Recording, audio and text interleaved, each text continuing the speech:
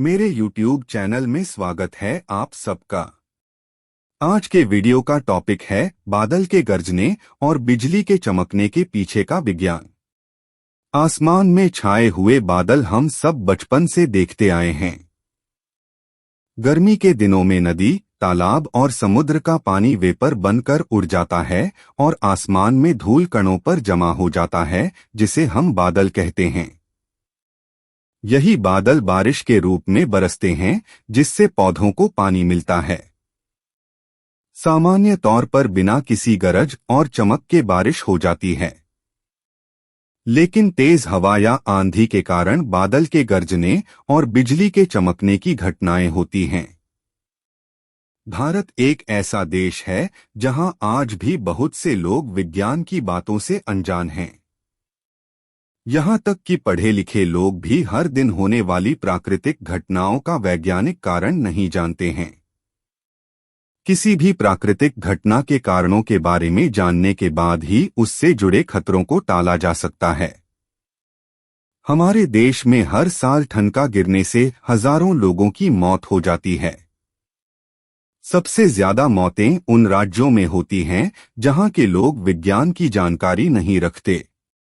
बारिश के दिनों में भी लोग खेतों में काम कर रहे होते हैं, ये जानते हुए भी कि बिजली चमक रही है और बादल गरज रहे हैं। ऐसे लोग सोचते हैं कि ठनका सारा खेत छोड़कर भला उन पर ही क्यों गिरेगा, जबकि हकीकत में ठनका सारा खेत छोड़कर उन पर ही गिरता है जो खेतों में काम कर रहे होते हैं। इसके अलावा ज्यादातर लोग बारिश से बचने के लिए पेड़ों के नीचे खड़े हो जाते हैं और जब ठनका पेड़ पर गिरता है तो इसके नीचे खड़े लोग भी चपेट में आ जाते हैं।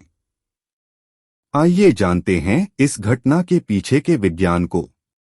बांसुरी बजाने के लिए हमें उसमें फूंकना पड़ता है। फूंकने से हवा में कंपन होती है, जिससे आवाज सुनाई पड़ता है। इसी तरह दूसरे वाद्य यंत्र भी हवा के कंपन से आवाज निकालते हैं। इसी तरह जब आसमान में हवा में तेज कंपन होता है, हमें बादल का गर्जना सुनाई देता है।